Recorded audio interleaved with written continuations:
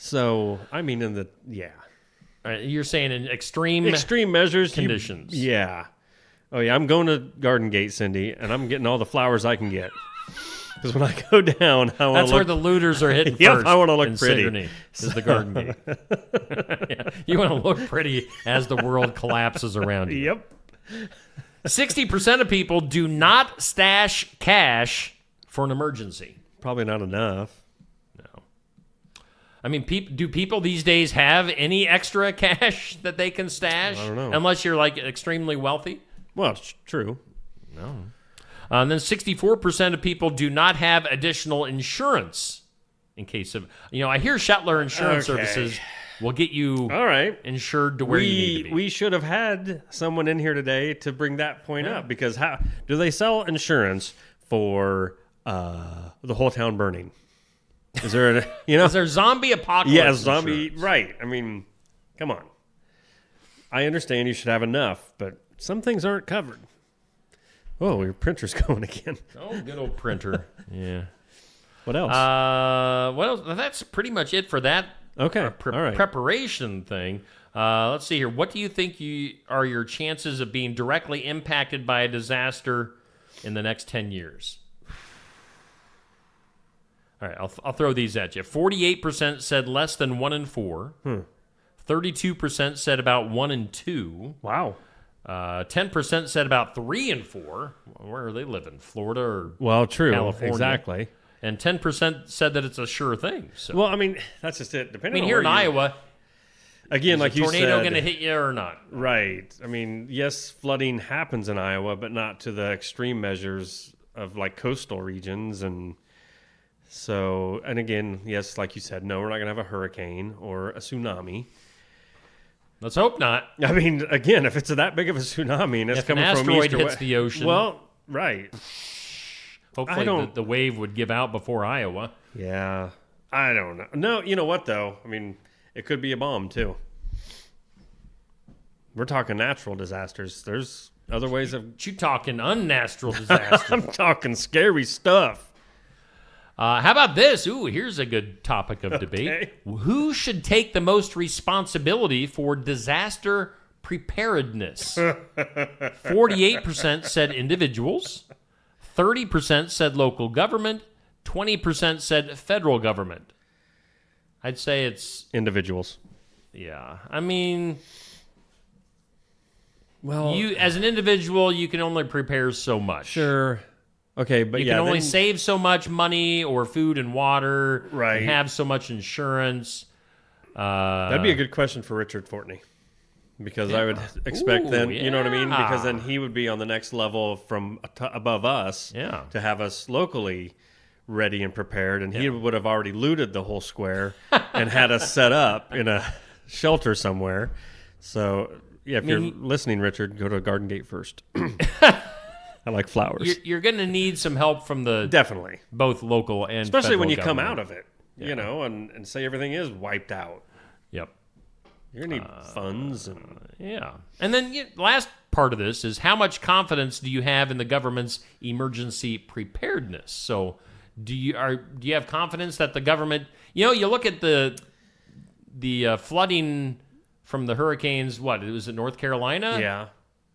I mean, that's been a disaster of disasters. I mean, people are still waiting. Yeah, I don't know. So that takes your confidence level down several notches. You got to understand, too, though, and I'm not playing sides or anything, but, I mean, from a government point of view, I mean, they're spread thin when it comes to stuff like that, because it seems like they're always cleaning up from one catastrophe, and here comes another one. So, I mean, how much can you do in preparedness? I don't know. We're probably not ready, Steve. If something happens tonight, this was our last show. But you need to be what do you call them? Doomsday prepper. I sort of think if I would let it happen and be more supportive, I think that would happen. You'd be a doomsday prepper? I could be a supporter of it. I'm surprised I haven't been told to start digging. I've always thought in our backyard, we have a decent-sized backyard, but we've got one of those kind of the plates I'm thinking, man. Yeah. If all else fails, we're heading to the sewers. Yes, and find Splinter and the Teenage Mutant Ninja Turtles. We're gonna pry that heavy cover off, and we're going. You to should the probably sewers, get prepared now. Then get you a big steel bar that'll pry it up. Have it sitting somewhere that you can be like, run, and Stacy, grab the animals, and you're out there prying it open. Run! Get the bird. Let's go to the sewers. She's not getting in fast enough. You're like, just go, and you shove her, and they're like, oh, here. Right, but you're like, here, Stella, I'll carry you. Poor blind Stella. Jump in there and pull it down and wait it out. Have some cans of tuna sitting in there just in case. They last forever, don't they? Yeah, maybe I should start stashing Seriously, stuff there's in your the sewer doomsday prep. tunnel. Right. Dude, I'm all about it. Things to think about. Yep. Things to ponder. Anybody out there ever gotten really prepared yet? Or Doomsday survival with Steve and Neil. Go to the sewers with cans of tuna. Cans of tuna, that's it. And your blind little dog. She barks a little bit too much, so that would probably attract the zombies. True. Ooh. So, but they can probably sense. Pets in general, animals keep them around sense you. The zombies. Don't you suppose they'd be the ones like, what are you looking at? What do you see? Yeah, but then you'd have to be like, shh, Stella. I would get random neighbors' dogs and just be like, use them as bait. Just toss them up out the hole. Any neighbors in particular? Cats. Oh, no, I didn't go there. Whoa. Let's totally change topics. We'll do one more random topic. We'll take another commercial break and then do files, all that stuff. So you're supposed to. So you and I, we've talked since the beginning of the year. Mm-hmm. Our unofficial, what do you call them? New Year's resolution. Yes, resolutions. We've been trying to lose a little bit of weight. So these are rules to follow while eating fast food. Okay. Select grilled rather than fried. I do try to get grilled chicken a lot. I mean, I'm looking forward to my grilled chicken salad later on at Barn Wired. Me, not so much. I'm getting me a big old juicy burger. Just saying. Well done? No, not well done. They say a fast food grilled chicken sandwich has 470 calories and 18 grams of fat, while a fried version has 750 calories, 45 grams of fat. So grilled is the way to go. They say pass up on the cheese, mayonnaise, and salad dressings unless low-fat options are available. I tried. That's why you need to go with the vinaigrette, Steve, on your salad, because you're not helping yourself with the salad when you douse her in ranch. I tried the vinaigrette. No. You did give it a valid effort. I'm like, nope. Cheese can add an additional 100 calories or more per serving, as does mayonnaise, and But it's cheese. You gots to have the cheese. You gots to have the cheese. They say order the smallest size available. Go for a single burger rather than the double, and order the small fries rather than the plainer versions. No, because I don't want to look like a wussy. Give me the man size. I saw something on Facebook. I don't have any idea if it was real or not. Yeah. But somebody they had the two things, like a large McDonald's French fries, like kind of like that box thing that they have for the large fries, and then they had the little sack of small fries.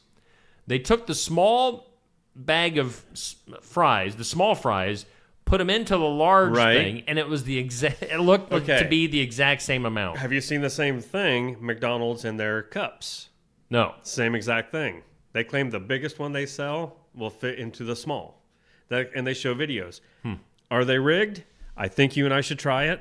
That is a great thing for you and I to try. Ooh. Absolutely. Ooh. All right. Okay. So think about that. Yeah. Skip the sugar sweetened drinks. They say blah, blah, blah. In addition, calories from sugar quickly add up, especially at restaurants. Yeah. Well, I don't know. What do you get? If I'm in a restaurant, I always ask for water.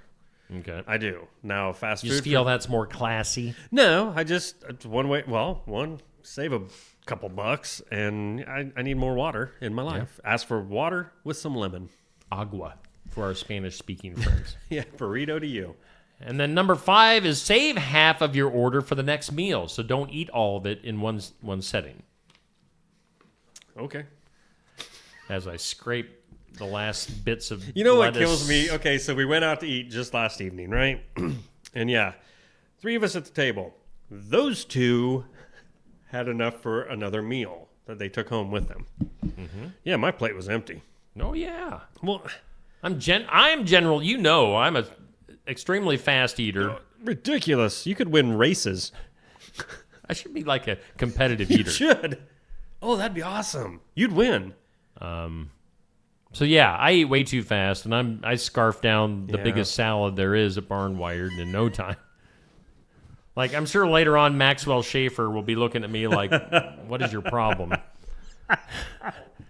As I smear the ranch sauce off my face. I eat fast. I'm not taking home anything. I mean, I have. Don't get me wrong. But, yeah, not very often. If I can help it. Yeah. I finish my plate. Yep. I eat like I'm living in the Great Depression era. Right. That's all you're getting. No scraps are left untouched. All right, so that's just some random stuff.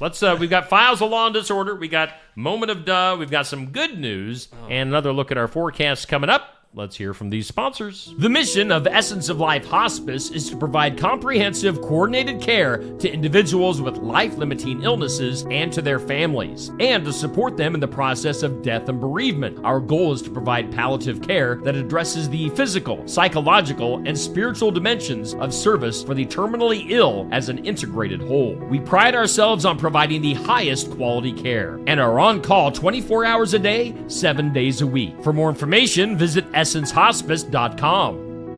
Attention Iowa business owners. Is your business missing sales because you're too busy to follow up? Every missed call or delayed message could be costing you money.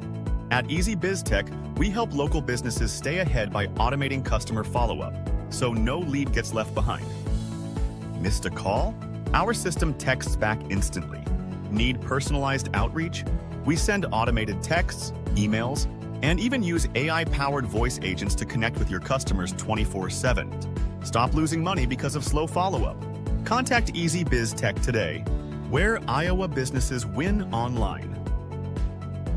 Bountiful produce, quality meats, frozen favorites, and a fresh bakery. These are the qualities of Brothers Market in Sigourney. Brothers Market is proud to serve the Sigourney community and is one of several locations in Iowa, Kansas, and Missouri. For any of your grocery, meat, deli, bakery, or special order needs, shop Brothers Market at 118 South Main Street in Sigourney. Brothers Market was honored at the 2024 Iowa Hunger Summit for its efforts to serve underprivileged and disadvantaged communities. Brothers Market, a piece of the community you can count on.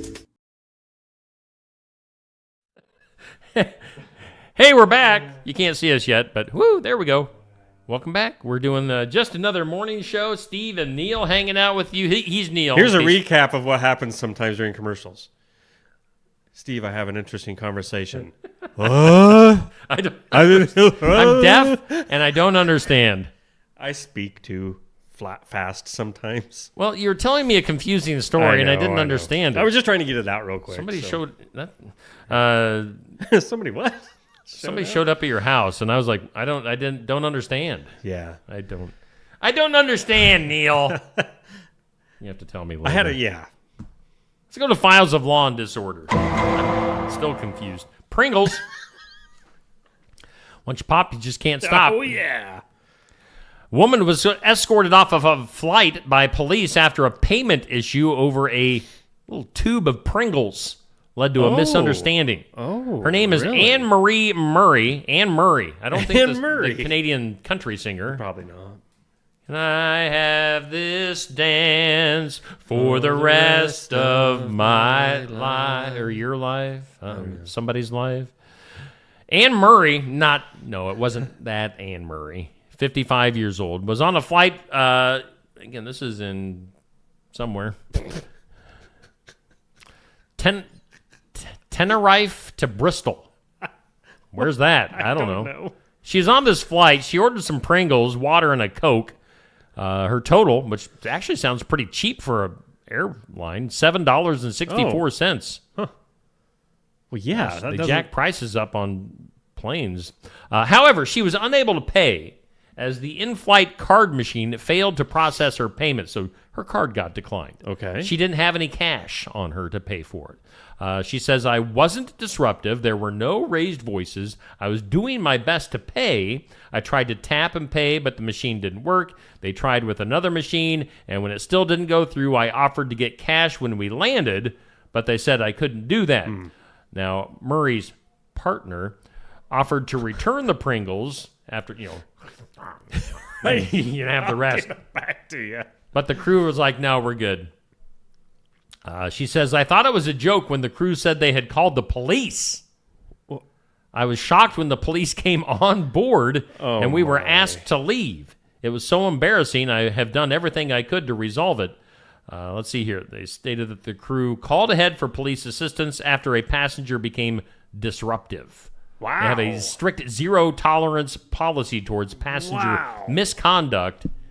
And, police confirmed they received the report about a disruptive passenger, but quickly determined it was a civil dispute and said no action was taken. But isn't that ridiculous? That is, that's $7.64, and they called the police. Wow. She even had offered to pay after it'd be one the flight. And again, it'd be one Evidently, thing if they hadn't taken off from the airport. So. Like if she was literally screaming and... Come on. Give me my Pringles! That's Files of Law and Disorder. Wow. Another good story today. Thousands are signing a petition. So, you have this thing with the whole trans thing. What's that? Am I a man? Am I a woman? This is my name. This is my preferred name. He, she, they, that, whatever. Mm-hmm. So, you like this? I'm listening. You're always scared when I go into this topic. No, I'm not. So this is like basically a no-win situation. Right. They say thousands are signing a petition to try to help a teacher get her job back at Satellite High School. I think this is in Florida. Okay. The public schools said it is not renewing Melissa Calhoun's contract for next year because she called a student by the name that the student wanted to be called by.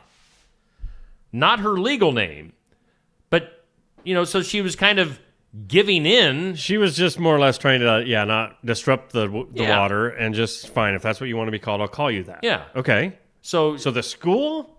So this kid was probably like, he was a Joe in real life and he wanted to be called Jolene. Jolene. Sure. So she was just doing that. Now, they say it might sound innocent, but Florida law says that for a teacher to call a student by their preferred name, their parents have to give written permission.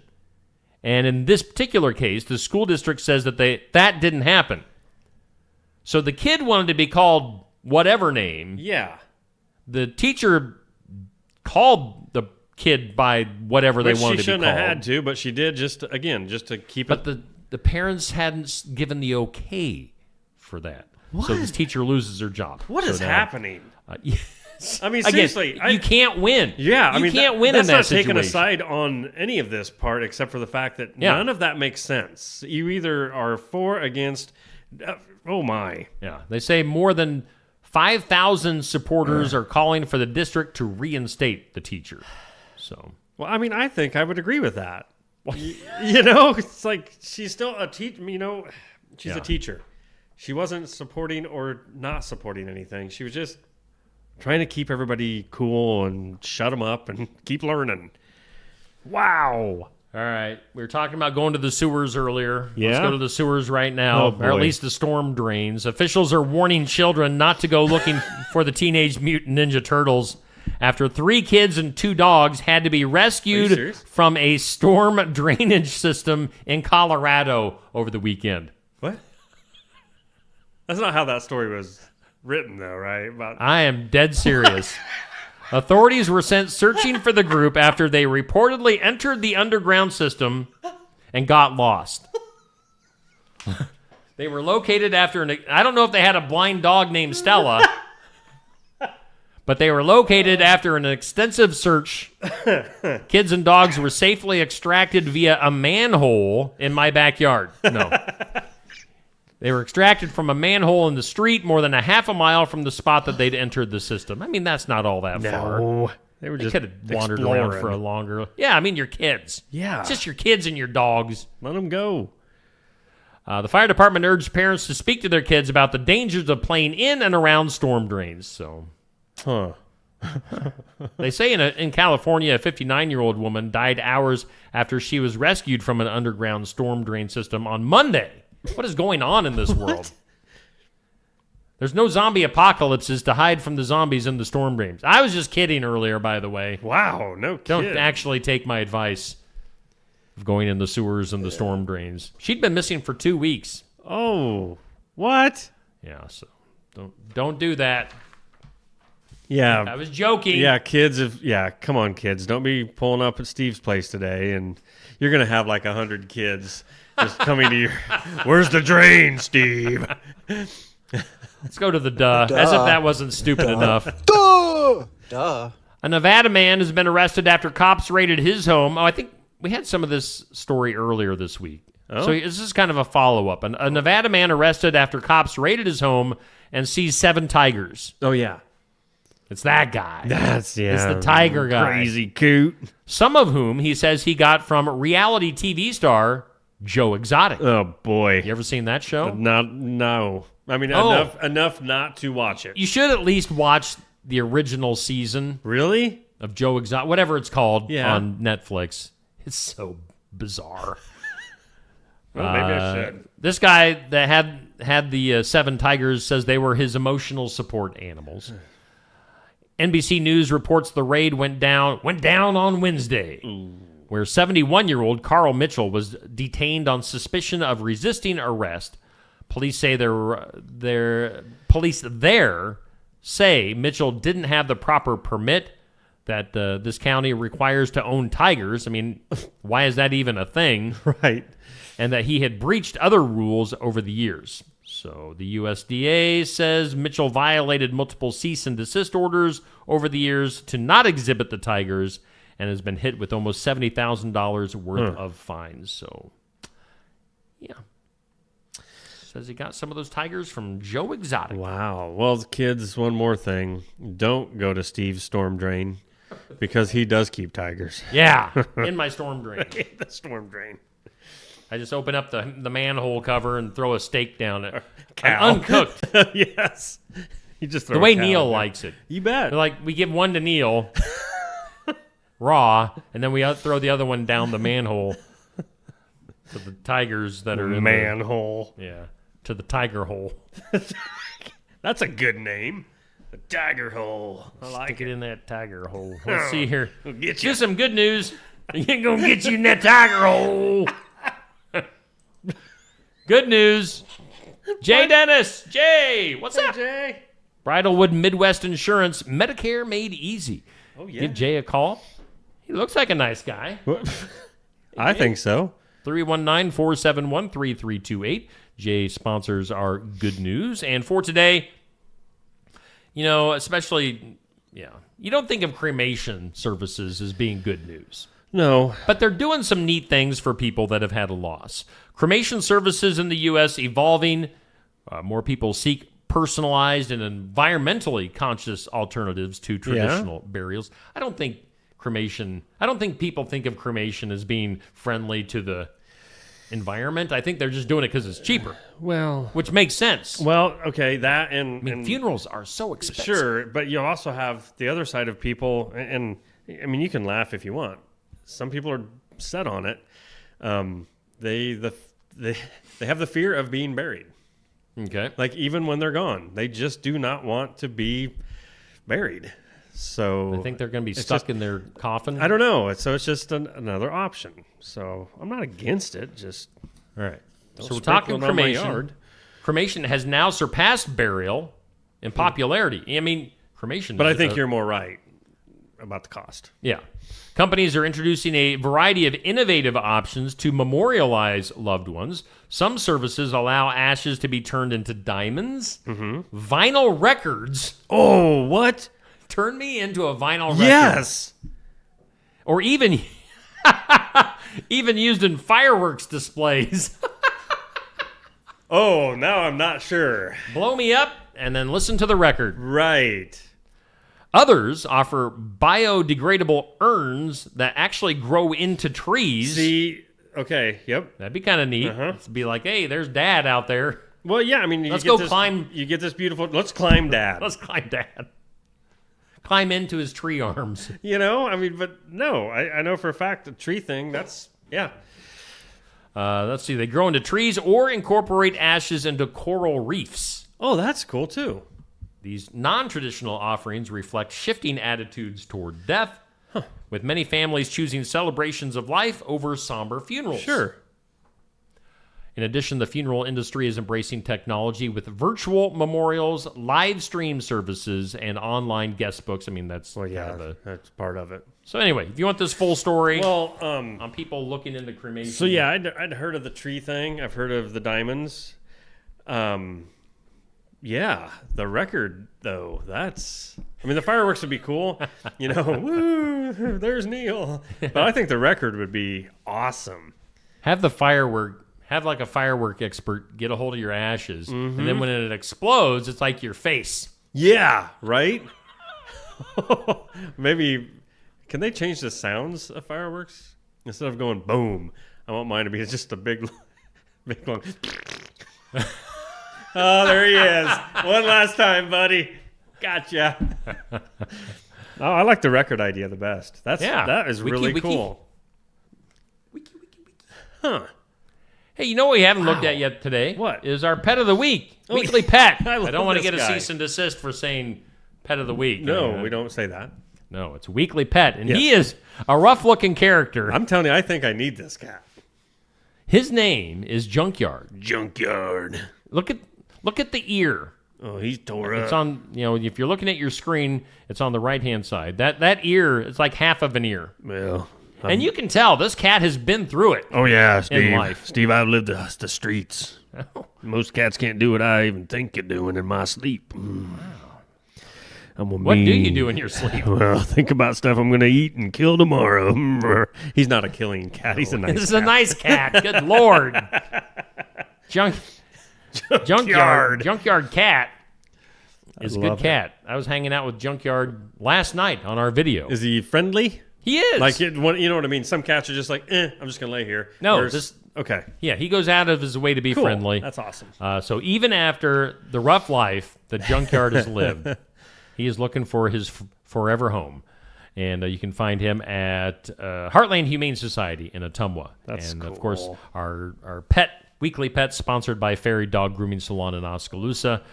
Check out Haley for all of her dog grooming services. So, but our cat, weekly pet, is a cat Junkyard. Don't let his appearance fool you. Let's go one last time to the weather lab. Meteorologist Neil Crott. Neil? Thank you, Steve. You're welcome. Appreciate that. And live right now in the weather lab, let's talk weather, shall we? Okay. It's going to be a decent day today, and I need to stress that. Sunny to partly sunny, high near 57, with a northeast wind 5 to 10. So, pretty nice day all in all. Partly cloudy tonight, low around 35, with, again, calm winds. Sunshine tomorrow, a high near 67. Could be breezier today, though. Tomorrow. Yeah. Did I say today? Tomorrow is what I meant. Breezy tomorrow. And tomorrow night, mostly cloudy, a low around 49. But hey, it's all worth it because you just wait till Sunday. You all going to love Sunday. Partly sunny, high near 76, child. You're going to love it. Sunday's coming. Sunday's coming. Thank you. The Garden Gate in Sigourney. All right. Well, again, coming up. You like my child thing there? Sunday's coming, child. Sunday coming, child. You going to go to church? I'll take you to church. You're going to enjoy the weather afterwards. Hoo-ah! Yeah. Good. Yeah. Kiss myself. Good. Stand back. Chicka-chow. Oh. Hey, we've got the Iowa Music Showcase just about 2.5 hours away from that. So coming to Barnwired, Maxwell Schaefer going to be hanging out with us from 11:30 to noon-ish. Of course, get something to eat, something to drink at Barnwired. Be there in person, watch it live, Facebook, YouTube. Do it. Or listen to it in podcast form afterwards, wherever you get podcasts. Coming up tomorrow, we'll have the sports section. We haven't touched on this yet. Tatum Bell going to be hanging out if she doesn't oversleep. And Tatum, that was your call out on a live show. Don't oversleep tomorrow. Tatum going to be hanging out with us. She's cheerleading at the Shrine Bowl this summer, so she's raising some funds. We'll talk to her about that. Jenny Hobbs, of course, is our host. We've also got Sigourney Golf. Oh, cool. Coming tomorrow. Coach Zach Tremmel and a couple of I think one boy and one girl golfer. I'm not sure what golfers will be there, but we'll be talking Sigourney Golf tomorrow. And we might possibly have a third guest. I'm kind of in the talks and negotiations. Oh, really? Is this a surprise? Like some big... Surprise! Is it? Well, I don't want to announce anything until it's confirmed. Nope, that's cool. You know. It's not Caitlin Clark, so don't... Oh, okay, then never mind. Yeah. Never mind. Who cares? You talking sports? Let's get out of here, Neil. Yeah, it's just that time again. I need to go home and freshen up for the Iowa Music Showcase. Get fresh. And check your manhole. Make sure that there's no kids or tigers in it. Remember? Oh. What do you... I've been waiting the whole show to get that one out. Have a great weekend, everybody. Check your manhole. Wow.